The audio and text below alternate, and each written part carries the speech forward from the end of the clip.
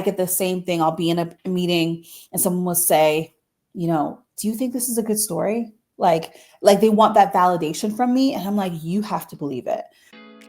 Welcome to Behind the Work, the show where we focus on all things leveling up, glowing up, and becoming our best selves. I'm your host, Jessica Santana, and I'm bringing you the tips, tricks, and strategies that help us reach our highest potential. So, whether you're working at a company, building your business, or you're just trying to level up, this is for you. At Behind the Work, we believe that we all have to go up together, so make sure you're tapped in. Hey, everyone. Welcome to another episode of Behind the Work, the show where we focus on all things leveling up, glowing up, and becoming our best selves. I'm your host, Jessica Santana. And whether you're tuning in from your car, your kitchen, or your desk, I'm so glad you're here this week because today's guest has a story you absolutely do not want to miss. Today, we have the honor of sitting down with my girl, Pauleanna Reid, a celebrity ghostwriter, communications advisor to CEOs, and the storytelling force behind some of the most influential voices of our time. She's the woman that leaders call when they want to write the book, the speech, or the message that will define their legacy. Pauleanna is on a mission to help disruptors shape the future, one story at a time. And today we're going to be going behind the work to learn about how she does it all and why powerful storytelling is a wellness practice, a leadership tool, and a strategy for impact. So, Pauleanna, welcome to Behind the Work. Happy to be here. Of course. So I always start off every episode with like how I meet people because a lot of the guests that I've had on the show have been people who've been part of my life for a long time. And Pauleanna and I met. This has to be at least like 8 to 10 years ago in some way or form. Yeah. We were all coming up in New York City, and she had a really big New York City network. And what I really always loved about Pauleanna was her authenticity, her ability to build strong relationships with people. And when I think about who is a master master networker and someone who just knows how to keep in touch and really value the people around her, Pauleanna is one of those people. And so I'm so happy that we get to chop it up today. And I'm really excited to tell your story. And so with that being said, Pauleanna, I want to start with your origins, right? Because I think it's important for people to know that folks don't just get to success, right? Right. Like there are things that happen along the way that get people to where they are. So if you had to tell the story of little Pauleanna, where she's from, what her aspirations were, what would you say? Yeah. I mean, I like to say that I'm a woman who has fought for her dreams and won. My background stems from everything from, being neurodivergent to navigating mental illness to feeling unworthy, being bullied in high school, dropping out of college, like struggling to, read and write. Like, I think people would be very surprised that I had a very slow learning curve growing up because my brain functions a lot differently than the average person. And so I'm someone who beat the odds. I first fell in love with storytelling because, despite the stats today and not putting babies in front of screens, I was a screen baby and I turned out fine. Okay. And I used to watch Arthur and Magic School Bus and Power Rangers and Sailor Moon. And I used to fall in love with the architecture of a story, right? Like the climax and the emotions that would rush through me when Miss Frizzle would wave her, her fingers and the Magic School Bus would appear. And I think the seeds were planted when I was a child sitting in front of the TV every Saturday. Me and my brother would back in the day, there was a physical TV guide and we would highlight all the shows we wanted to watch. And slowly but surely over the years, I told myself, I want to be a storyteller. I did not know how I defined storytelling. I did not know what medium or path or vertical I wanted to take, but I knew how stories made me feel. And I knew that I was also someone who was quite shy growing up. And I knew that, I would always tell myself, one day when I find my voice, one day when I get the courage, one day, when I'm on a platform, I am not going to shut up. Like I am going to step into my power. I knew I was meant to be successful. It was just a matter of when it was going to be my turn. Yeah. That's such a powerful, powerful narrative, Pauleanna. And I think that the one thing that has drawn me to you personally, and I think that what draws a lot of people to you is your ability to be open about the resilience and the rebuilding of your life, and how you follow very untraditional pathways to get to the level of success that you are, that you're experiencing. Pollyanna is not a basic chick, y'all. This is a seven-figure entrepreneur, and to get to where you are, knowing what I know about your story, I think requires a level of vulnerability. And you've done such a good job at telling your story in a Thank world you. that times oftentimes tries to silence us. And so I know obviously, you were a screen baby, and that really passionate about telling stories. But when you think about like what made you feel empowered to share your voice and how you learned to lean into your voice, like where do you think that came from? It came from being bullied as a kid Mm, and being silenced by teachers, feeling misunderstood, and watching everyone around me hold the pen and rewrite my reputation or my story in school. Like just being mute and watching the narratives. Because, in high school, there's bullies, there's gossiping, there's fighting, and just watching all these narratives pop up with not just myself, but others that just were false and not true. And I felt empowered because I wanted to have more control over my life. And I hated feeling like I was always a backseat driver. I was always like someone who was just like kind of in the corner. I'd eat lunch by myself in the library, or I do homework by myself. And I was just afraid of my bullies. I didn't want to get beat up. But I had this gift brewing in me. Like deep inside, I was a social butterfly. Deep inside, I did want to speak up. I did want to stand up for myself, but I just felt so disempowered by the people around me, by the folks around me. As I mentioned earlier, I'm neurodivergent, so I have a processing deficiency. And so my brain has a hard time comprehending the information gathered by my senses. And so during this time when I was in high school, it was undiagnosed, right? And so I had a slower learning curve, and academically, I was very behind. I failed many classes. I struggled with reading and writing for a great deal of my life. And yet I still had that fight in me, like my report card was so against the odds of me becoming a professional writer. I failed English twice. I went to summer school and night school every single year in high school. Like and now when I think about where I am and the CEOs and the celebrities and the politicians and the athletes that I advise, it's like, God makes no mistakes, and where you're at isn't where you have to stay. And right now we're seeing a world where, you have to fight. You have to fight. You have to, you know, I can get emotional, but it's like there has to be something inside you brewing where you have to believe that nothing is impossible.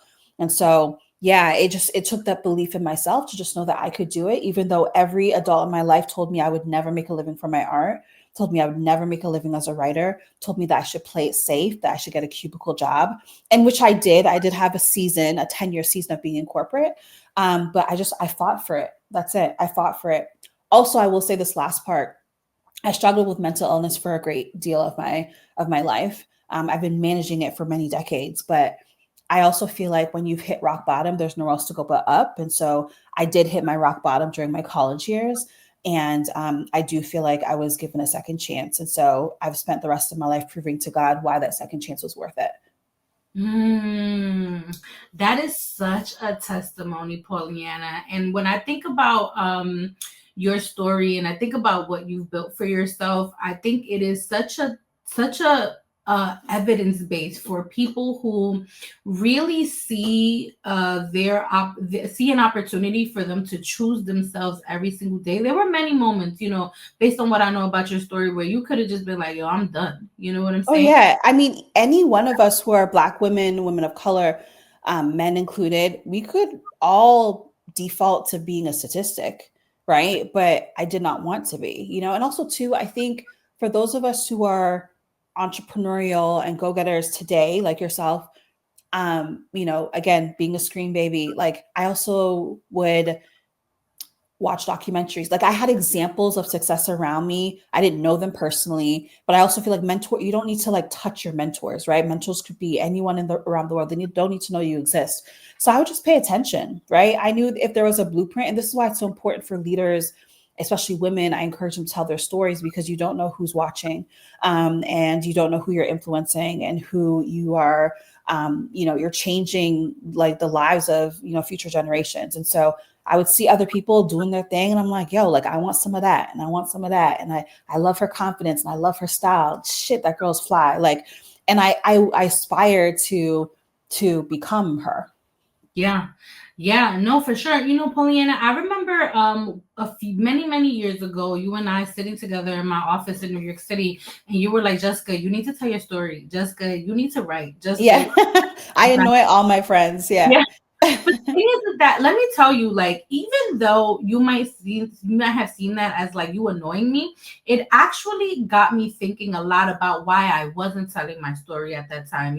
I think there was a lot of fear around like me being vulnerable or me sharing my story and then have the world not receive it well. And I think that when you're a CEO, like so much of what you're building around you, especially when you're a founder, like has a lot to do with the pain points that you've personally experienced and you trying to design the world that you wanted to have around you. But at that time, Pauleanna, there was so much fear inside of me that really crippled my ability to use my voice. And then last year, when I went on this work sabbatical, I was like, that has to change. I was just like, Yeah. you have to tell this story, which is like how this podcast came about, how I'm dropping this weekly newsletter, right? And it's been very, very healing for me.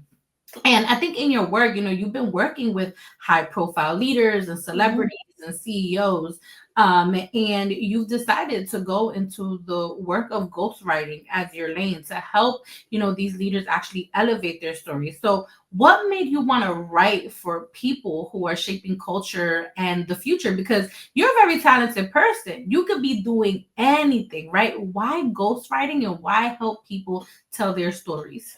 There's a few different reasons. So when I knew I wanted to be a writer, um, automatically I thought journalism when I was back in college, right? And so I started my career as a journalist, writing for every major newspaper across the country. So for your audience members who don't know, a lot of people assume that I'm from the States because honestly, I that's like my second home. New York is my second home. And that's how we met. But I'm born and raised in Toronto, Canada, right? Which I deem as an opportunity desert, which is why I had to expand. And so I started writing for newspapers across the country, then elevated. I'm widely known for my work at Forbes.com, where I've been freelance reporting for 8 years. But here's the thing: when it comes to entering any industry, you have to see around the corner. You have to be ahead of the game. 10 years ago, I knew that the world of journalism was not going to serve me in the capacity that I really needed it to fulfill me. And 10 years ago, I could see where it is today, right? So I knew I had to, number one, pivot. And I knew, number two, I had to create a sense of ownership over something. So that's why I created my agency. Now, how I got into ghostwriting is because a woman told her story about being a ghostwriter. I didn't even know what ghostwriting was. Someone wrote their story in a publication and I read it and I said, what the hell? I said, what is a ghostwriter? I couldn't even believe that she wrote books for high profile figures. It spun me. And I was like, okay, I'm like, I could do that shit. Like what? And so the first thing I did was, I gave my dreams a test drive. And so I remotely worked for a communications agency. And my first ever assignment, and that CEO of the agency is still my mentor 100 years later.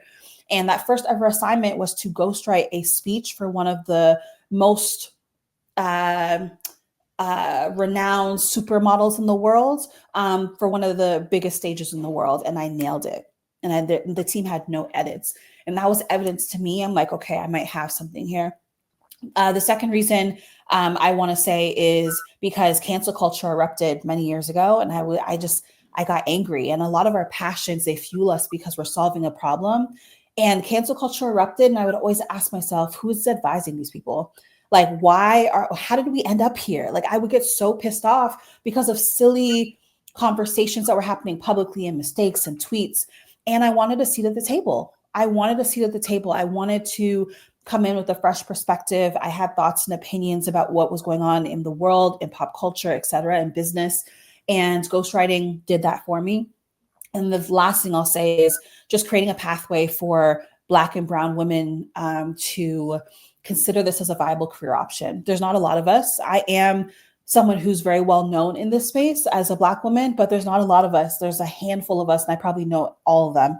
And I want to encourage more women of color to understand that there are lucrative careers behind the scenes. You don't always have to be in the spotlight.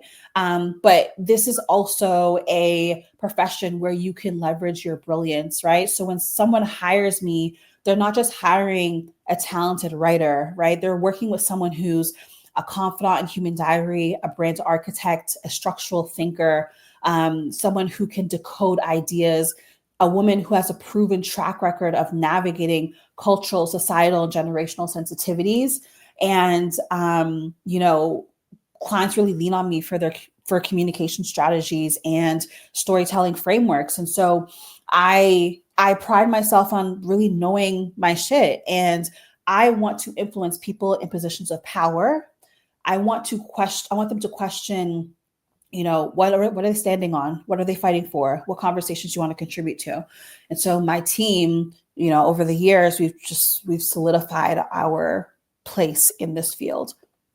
For sure. Yes, you have. And I remember a conversation that you and I had a few years ago where the topic of cancel culture came about in our conversation. And you told me in particular that you wrote about these two people. I'm not going to say who they are. Yes. But you wrote about these two people, and I was just like, well, why? And I remember you saying, like, I don't think that people get the full story about these two people. And I want to create an environment where people get to like see people's humanity outside of like what the media is. I can't believe you remember that. That's so wild. Yeah. I do, Pauleanna. I do remember. I had questions. Huh? I had questions. Yeah, I didn't want to just believe the main narrative. I'm like, I have questions and I want to hear their side. Yeah, absolutely. And honestly, like, I love that you did that. I remember when you did it.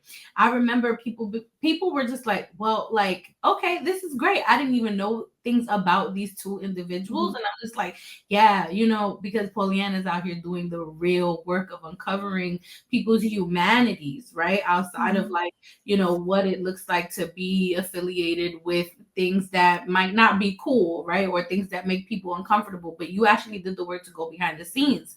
And I think that what I love about that is that what you're doing essentially is like empowering people to own their narrative, right? And I think that people don't realize that when they don't own their narrative, there's a cost associated with that. So what do you think people lose out on when they don't own their story and own their narrative and kind of let the world just say what they want about them or create a story of about them that's not even true?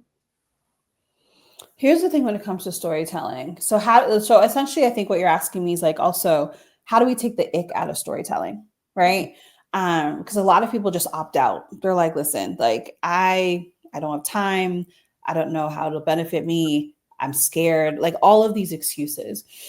So I want to give some tangible advice when it comes to leaders approaching storytelling. Number one, you take the ick out of storytelling by not placing so much weight on the accolades and accomplishments, but leading into the stories behind the process, the work, and the people involved, right? Number two, you look at social media as a form of self-expression, right? So taking the ick out of it means using social media as a tool to build your network, to build your community, to share your thoughts and opinions about the things that you value, right? The topics that you're interested in, to form connection and build bridges, right? I think that's really important. Number three, storytelling is strategic self-promotion, right? And so what I want people to understand is that by telling stories and sharing your narrative, you actually influence potential clients and opportunities by 50%. It's a great way to persuade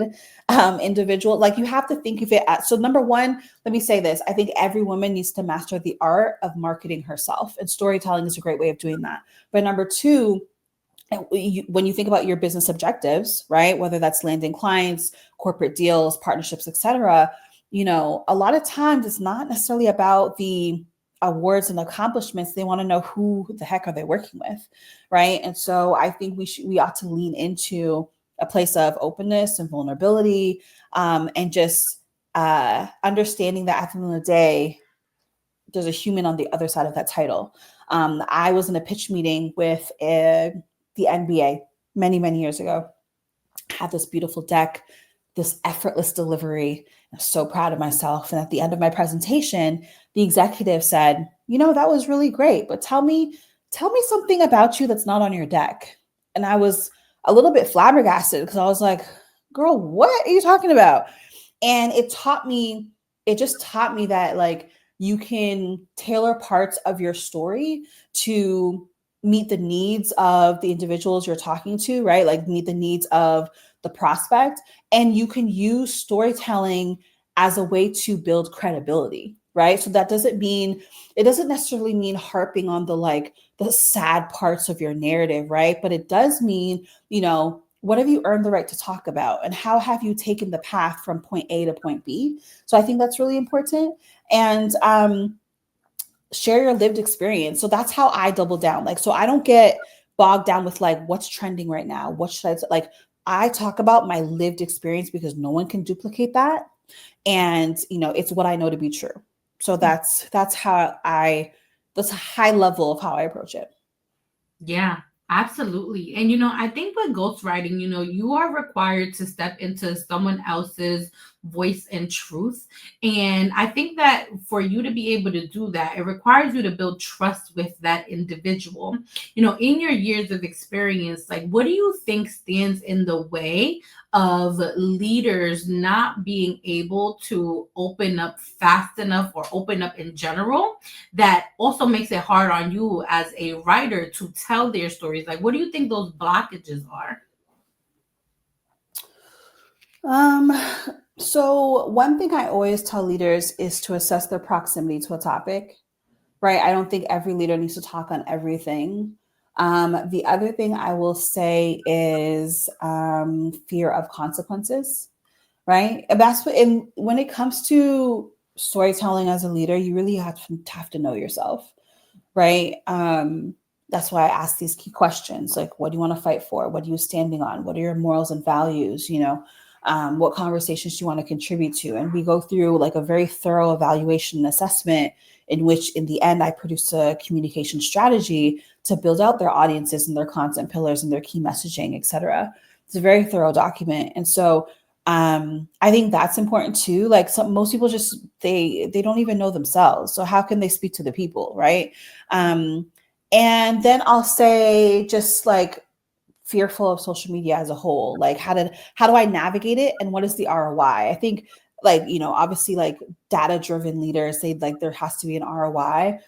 And what's really beautiful is that, like, the ROI, while I can give stats and research, but the greater part of storytelling cannot be measured, right? Like, I've been storytelling online. I've been an online figure for over a decade. The amount of experiences and the people and the rooms I've been in, the money I've been able to make, it's like, I can't bottle that up. It just you have to experience it. So I think the old school leaders want to put their head down and just do the work. That doesn't work anymore, right? You need to be more open, right? And you have to adapt to the times. Hmm. Yeah, for sure. And so let's think about like a case study, Pauliana, of like a leader that you worked with where they came to you and they were like super fearful of the consequences. They didn't know what they earned the right to talk about.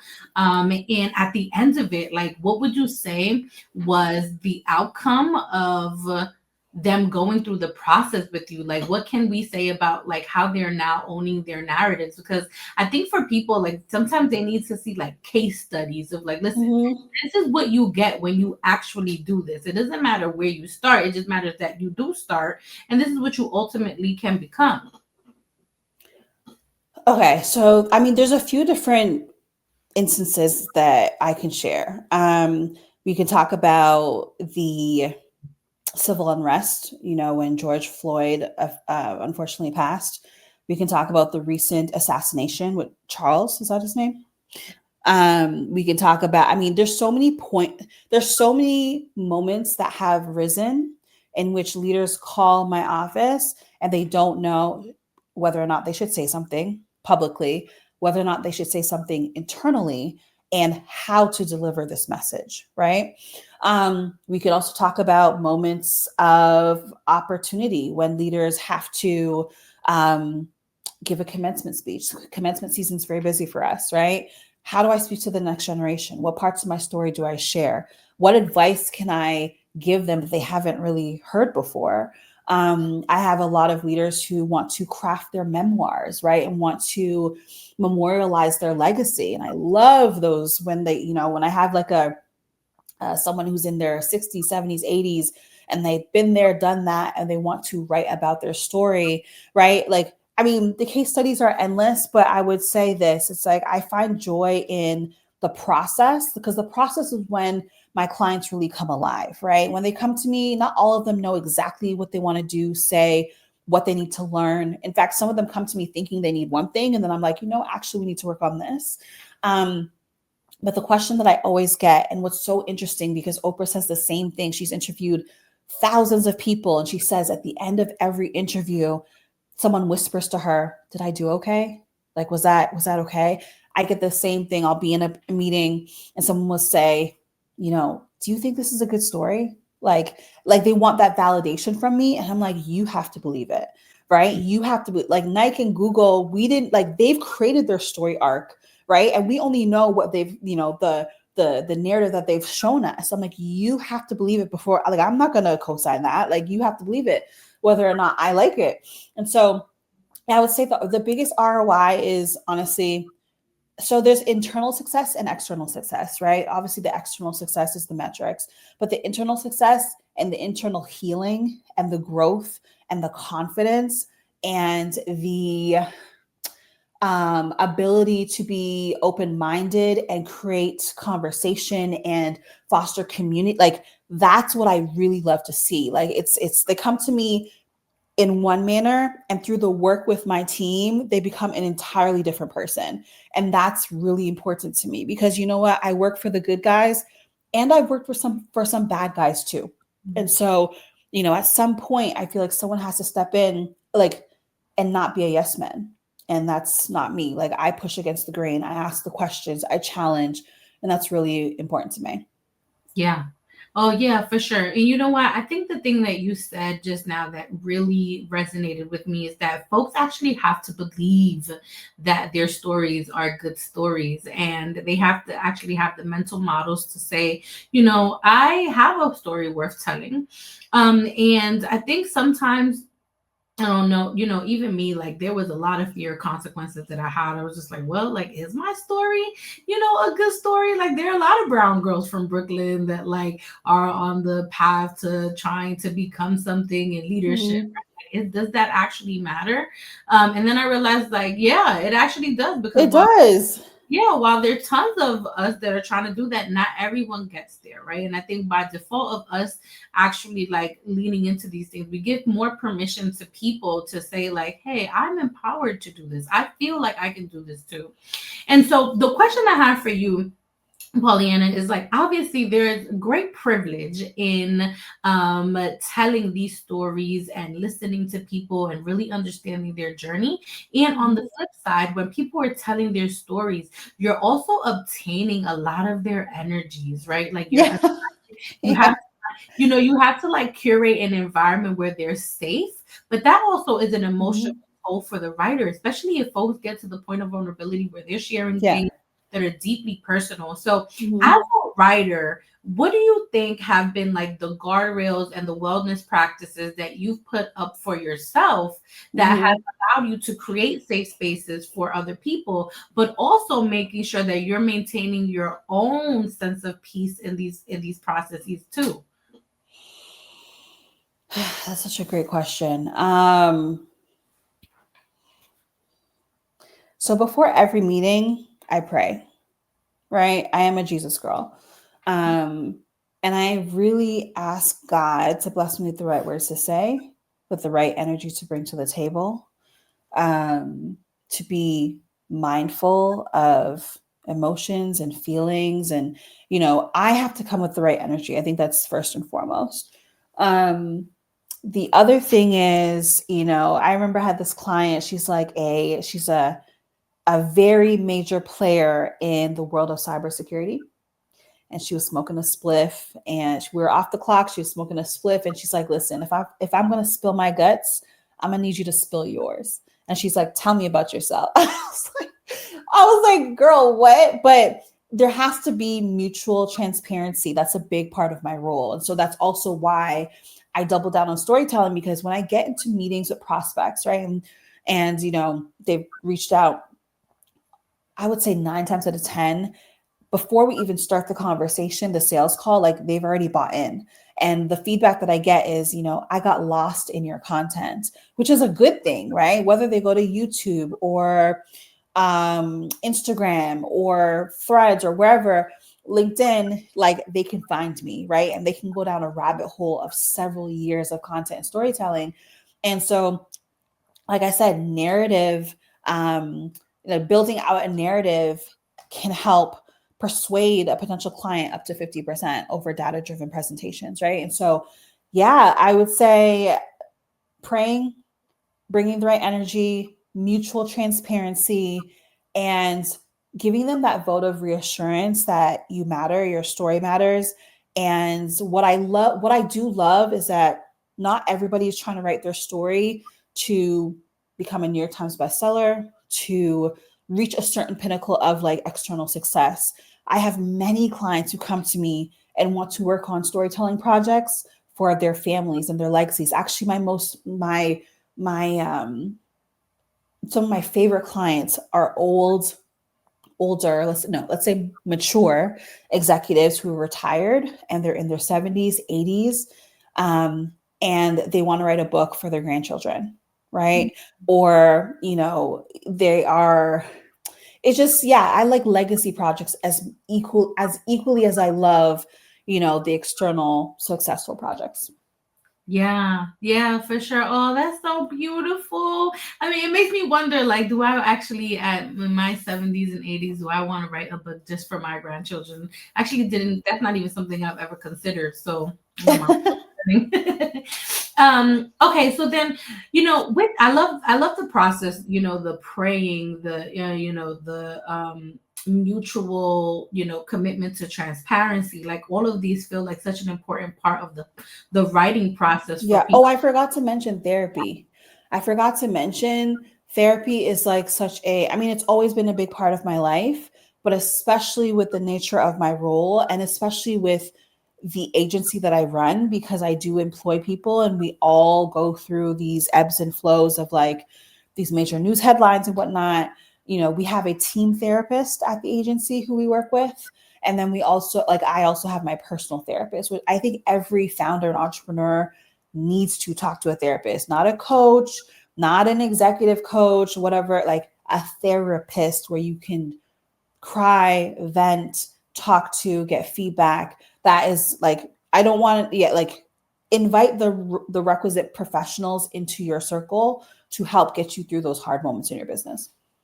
Yeah. Oh, yeah, for sure. I definitely agree. I think that a lot of founders and executives, like we're moving at the speed of light sometimes, right? And you do need folks that are trained, right? Like I'm like trained folks, trained therapists, trained coaches, right? Folks with certifications Yeah. that like get you to think about, where you're at, your leadership, how you're leading, how you're creating environments for, success, because it's really important. And I also think it's a really important part of being able to tell your story, right? Because some of us might actually tell the wrong story if have we not done that work. Yeah, exactly. Exactly. And so, when you think about storytelling for people, right, and them being able to leverage their stories to really heal themselves and share, their authority or their confidence, are there things that you find as a theme in your work with leaders where they're like, I'm never touching this kind of topic? Was there ever, like, if you had to do a pattern recognition, do you find that there is a specific place where leaders are like, nope, this is my block, and this is the one thing I'm probably never ever going to talk about? That's such a great question. And that's a question I also ask them when we're starting a project, like typically a book or a speech, because there's so many places we could go, right? So it's like, I'm aware of what bodies have been buried. So I always ask them, like, how comfortable do you feel? Um, Yeah, I don't know. Like I can't I so here's the thing. We go through a very rigorous interview process so that I collect the data and the information that I need to create the products, right? And in that conversation, we put everything on the table, and then they trust me as the architect of their story and the final product. They trust me to decipher where we need to lean in, where we need to lean out, what needs to be told, what doesn't. It's a collaborative process. I'm going to say that. So, like, we put every single thing on the table: the skeletons, the secrets, the lovers, the affairs, the this, the that, the bankruptcy, and then we decide like what makes the most sense. Like, I'm not I'm in the business of making dreams come true. I'm not in the business of exploiting anybody or making them feel uncomfortable, right? So collectively, I'll steer the ship, and I'll have an open conversation and dialogue as to like what we want to leave behind. Yeah, yeah, for sure. I love that you said that. I'm not in the business of exploiting. I'm in the business of like elevating. I think that's really important because I think a lot of people do think that sharing their stories is just oversharing of their life. And while I do believe in like privacy and intimacy and like having things just for you, I also think that like some of those things that people are trying to keep to themselves aren't things that like would be an overshare. Actually, are the things that would make them feel very humanistic and relatable, and it gets me to I think. Go ahead, go ahead. I was gonna say, I think timing is important. I think pacing yourself is important. I Mhm. mean, like I've been online for over 10 years, and my story has been a slow drip, My story has been a breadcrumb that Mhm. people have followed. So yeah, you don't have to spill your guts in the first round. Like, we're gonna be here for a long time. I believe life is long, not short. So Yeah. just take your time and pace yourself, and it also needs to be very strategic, right? Depending on what you got going on, the season that you're in, your goals. Like, I get all the information, I look at all the data points before I make a decision. Yeah. Oh my God. The fact that you said I believe that life is long and not short is so funny because dad, my dad said that to me about a year and a half ago. And that when he said that to me, it actually defined a very interesting last 12 months for me. And so, yes, y'all, I will say life is absolutely long. It is not short. You don't have to leave it all on the table in 24 Mhm. hours. You have the ability to just, I guess you could say, uncover things over time. And even me, a lot of people who had known me for like the work that I did with AOT, but like they had no idea that I was like into culinary, or they had Mm, yeah, yeah, yeah. no writing, right? And I think as time is passing, I'm getting more comfortable with doing that. But it took 10 years, to I get here. loved, I love that you said that, because I had an executive. It's another thing that comes up in my meetings with executives, because they want to perfectly curate a narrative when I'd like to color outside the lines. And so I had to remind a female executive the other day, I'm like, you are a whole person, right? You are complex, you are beautiful, you are messy, you are like there's a myriad of different things that come with being a woman, not let alone an executive. And so I love that you said that, because I encourage clients to show different sides of them, not just like I've even received this feedback at some point where, like, one of my best friends, a guy, his name's Aaron, he said, "Yo, your life looks boring. Like, all you do is work." And that it really wasn't true. It was just how I was curating the narrative. I'm Mhm. like, actually, nah. Like, I do a lot of cool shit. I didn't take the time to. So now, if you look at the history of my content, I'm running in Miami, next to the sunrise. I'm in the pool in a bikini. Like I like being a CEO to me like I've redefined what that definition looks like. I've rewritten the rules. And I don't think it has to be straight laced. Now I know my community and I know what they love, and we have a great relationship because I'm involved and I talk to them. Not every I'm not saying every CEO or every leader has to like do what I do, but what I am saying is there's different sides to you, different interests, different loves, things you don't like. Like mix it up, mix it up. It should be a melting pot, not just I won this award. I ran this marathon. It's like, okay, like what's the story behind the story behind the story, you Mhm. know? Oh yeah, no, for sure. I think what you're hinting at is like the importance of people needing to see a range, you know?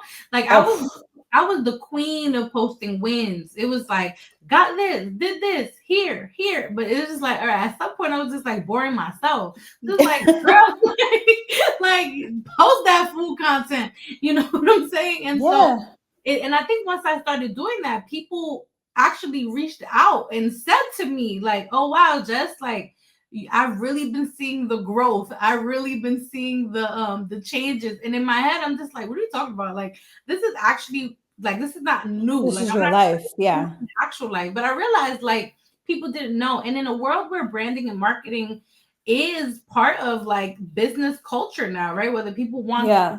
want it or not, or like it or not, like it is part of the ways in which people are doing business, you know. And so the question, Yes. Like business, what I like to tell clients is like, if you don't take the time to do this, what's going to happen is you're going to be at an intersection where, you know, opportunity is going to be right in front of your face and you're not going to be prepared for it. I can't tell you how many deals I have closed sitting next to a stranger in the plane, or like at the bar by myself, just kind of like chilling, or in the middle of like a lobby building. Like you just never know an opportunity is going to arise. And so you want to leverage social media and your one-on-one encounters as like a muscle that you're flexing, so you can, right, because when the moment hits and you have to introduce yourself, that's a story. When you have to give a presentation, that's a story. But like, I think we're like, when we think of storytelling, we think of it so isolated, but like we're storytelling all the time. How you deliver your body language, your expression, like that is storytelling too, right? The way you dress, your personal style, that is storytelling as well, right? So it's like you have to be very mindful, because I do believe you will miss your moment if you're not paying attention. You will miss your moment if you are not paying attention, y'all. I love it. And so then, Pauleanna, like in a world where, obviously I think the theme of this has been like storytelling is going to impact the future of leadership and influence, whether you like it or not. And in a world that's also increasingly digital and it's an always on world, you have these new tools like ChatGPT and Gemini Oh, girl. and Oh, AI, girl. right? That might make it seem like it's easier for people to do their own writing. But let me tell you, like, as someone who has now for almost 2 years been writing from scratch, like, I promise you, there's only like 2 times I've gone to ChatGPT, and it was honestly because of editing. Like, I was like, I need to figure out if I'm actually saying this correctly. And to find an editor when I had to bust out the article like tomorrow, I was just like, this is not going to work out for me. But I believe in being purist, because I think that like part of finding your voice is like, sure, you can train an algorithm to speak for you, but I have my personal mind hasn't wrapped myself around using these tools for that. And someone told me, it was just like, well, just like it sounds like to me like you'd be hustling backwards if it's going to take you this long to write something. But I'm just like, am I hustling backwards, or am I actually just I had like to take out my pen because I'm like, wait, I got loving shit to say. the craft? Like I love the Yeah. craft of sitting down and writing. And so, what would you say Hmm. about these Hit tools? me. And what would you say about these tools and why they actually don't work in the long term for this kind of skill set? Or maybe that's my opinion. What would you say about these tools in So, general? I mean, I have a writing company, right? So I've received this question numerous times. And number one, it hasn't affected the business. Number two, the only way that we leverage these tools is for research, right? even though like I'm still old school. Like over to my left, I have 3 giant whiteboards. I love a good mind map. I have a ton of I be writing all day, every day, sticky notes everywhere, right? Like I'm really, really old school, like high school, going to the library, taking out an encyclopedia. Like, you know what I mean? Like I love that. I love process too. So, but I understand that people want to be more efficient, etc. My question is, what are we learning? Right? So what people don't know is, so I teach part-time. I don't have time to teach. I make the time, right? So I teach a college class once a week. It's a business communications class. And, these topics come up often. One of the reasons why I teach is because, academically, like I said, I fell through the cracks as a kid. And the other reason why I teach is because we have a literacy issue in our country across North America. We have, I would say, close to 50% of individuals, I almost want to say 60%, of individuals who read and write at a grade 6 level, right? We have a issue around critical thinking and problem solving. And we have an issue around curiosity and brainstorming. And so while it makes us faster and has its benefits, I also think that the conversation is lopsided, and we need to think about and also speak to the flaws in these systems, and the downside to these systems. And, I understand people want to save time, but what I will say about that is, I love to learn, and I'm very curious. And I enjoy the process of figuring things out. And I think we're losing sight of that. And I compare my process and the way we do things at the company as soul food versus fast food. I love that analogy, like soul food versus fast food. Y'all, that is so tea. That is so tea. But it's so true. It's so true. I have a friend that we went back and forth on this topic because, she likes to move fast, right? But I think for me, because writing is supposed to be healing and telling my story is supposed to be healing, like I don't want to rush the process of, Mm-hmm. creating an environment for myself to leverage writing and leverage self expression to, I guess you can say, like expedite the process of me getting better. You get It's a what? skill that it's communications as a whole, but communication, so I'm talking reading, writing, and orally, like it's a skill that we all need to master. For We sure. all need to master it without these tools. And if you can leverage the tools to help with editing, research, but I just don't understand why people don't want to learn how to read and write themselves. Yeah. Right. Even writing emails, like I hate, so, I'm on my email and Gmail and Gemini, like they put that, it's a very faint, like they tell you what they feel like, Gemini tells you what he or she feels like you should write to this person in response. And I never use it. And because the easy thing would be to be like, okay, send. But I'm Mhm. like, no, no, no. Like, what are my thoughts and feelings? Right? How do I want to approach this response? What is the tone I want to use? What Mhm. is the positive language? I like to work, like I love going through that process. Don't give me the answer. Do not Yeah. give me the answer. It's almost like in grade school, we did long division, right? Pen to paper, and we figured that shit out. And Yeah. now, as you ascend, you use calculators. It's like, no, no, no, no. I want to figure that shit out. It takes me a little bit longer. But you know what? My clients appreciate. I actually had a client came to me, and was like, and requested a specific clause in our contracts stating that we would not use these AI tools in ChatGPT. You know what I mean? For the purpose of like the written work. And of course, like I mean, we operate with integrity and we're ethical. And like I was like, okay, duh. But I can understand why clients would want this transparency. And on top of that, I've had clients who snuck away and tried to use these tools because they thought they could do this shit on their own. And Mhm. they ended up coming back because they were so unhappy with the end result. So I'm here to stay, baby. Like this is not, I'm not threatened. I do believe in staying ahead of the curve and staying very informed. So I'm not one of those leaders who is just so against it. I have a young team They keep me fly. They keep me hip. They keep me like in the game, in the know. But I do come with old school principles, and I think both can exist.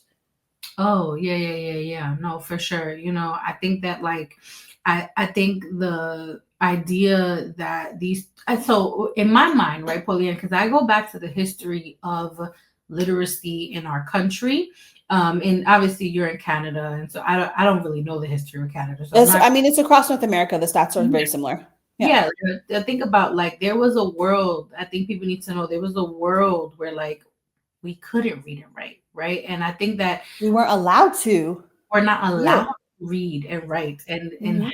have this. And so to be in a world where like we are prioritizing efficiency over like understanding what a privilege it is to be literate is something that'll never resonate for me. I don't understand why we have to, as someone who's a person of faith, like I don't understand why we have to move this fast, because the reality of the situation is like when you have God in your life, you know that like no matter how fast you move, it's always going to be on his timing, right? So Yeah. it's like, and so For real. I go back and forth on this stuff. I remember my homegirl and I, when we were having this conversation, she fought me to the bottom. Like, I was like, girl, I think at this point, we're just going to have to tack this to creative differences, because I don't think I have to move that fast. But hey, it is what it is. And so we're almost at closing. And so one of the last questions I have for you is like, if someone is listening to this episode today, right, and they're like, my story isn't big enough, my story isn't ready yet, what would you say to them about starting anyway?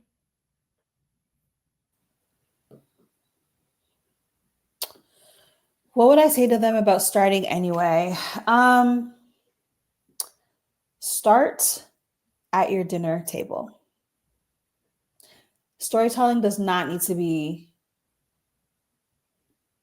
public at first, right? Like I believe in baby steps, right? You crawl before you walk before you run. And earlier in the interview, I mentioned, watching Sailor Moon and Arthur and being a screen baby. And I also want to say that a big part of my exposure to storytelling happened at the dinner table at the end of every day with my family, or on Sundays when we go to my grandma's, or sitting in the pews and watching the preacher, which was likely my father, one of my uncles. We have several family churches, right? And listening to stories, or the stories of the congregation giving tearful testimonials at the front of the building, right? Like, so I think storytelling happens all around us. Storytelling is in our one-on-one conversations. When I schedule a girl chat on Zoom with one of my friends just to kiki and just to debrief the day, that's, I'm storytelling, and I'm telling her what's up, how I feel, what's going on in my life. So yeah, like story, like you might be fearful. Yeah, I can understand why the big stage is scary, but practice storytelling in your everyday life and it'll be easier. It'll get easier. Thank you. And so what's next for you, Pauleanna, your agency, and then what's next for this season of your work? How can listeners support you, tap in, and learn more about what you're up to? Yeah, well, listeners can easily Google me because I'm everywhere. So that's number one, period. Second thing is I I want to keep the conversation going. I'm very accessible, so you can always feel free to email me. You can DM me. I love public speaking, and I love talking about storytelling frameworks and best practices. I love talking about the industry that I work in because it's so like I'm a rarity, and so invite me to your company, invite me to your school. Let's get this shit popping. Like I really want to. My job, my role, my heart is to be a light for Black and Brown women who are storytellers and writers, and they haven't considered ghostwriting as a viable option. And the last thing I'll just say is, yeah, like stay in touch, right? I want to hear your stories. Like share your articles with me, share your podcast with me. Like I'm a very curious person by nature, and so I welcome all the links. And I'll definitely check you out and I'll give you feedback. Amazing. Pauleanna, you blessed us with so much insight today. Thank you for your honesty, your wisdom, and your genius. I think that what I got from this episode, even for myself, I was re-inspired to continue to tell my own story. And I hope that you all who are listening today realize that this conversation should have made you feel empowered to tell your own. I hope that everyone that got to listen today won't just shift their minds around their business strategies, but shift their minds about how they tell their story and how they instill confidence in their own ability to be vulnerable about the things that have got them to where they are. I do believe that leadership hides behind smoke and mirrors. And I think the more we tell our stories, the more empowered we give people permission, more permission we give people to feel empowered to do the same. Thanks for tuning in for this episode of Don't forget to leave us a rating on Apple Podcasts, Spotify, subscribe on YouTube, and follow us on social media. Until next time, keep building, keep creating your own stories, and talk to you all soon. Mwah. Thanks for tuning in to today's episode of Behind the Work. If you enjoyed today's episode, make sure that you subscribe to our channel on YouTube. Check us out on Apple Podcasts, Spotify, and follow us on social media. I'm really looking forward to seeing and hearing how this show is leaving an impact on you.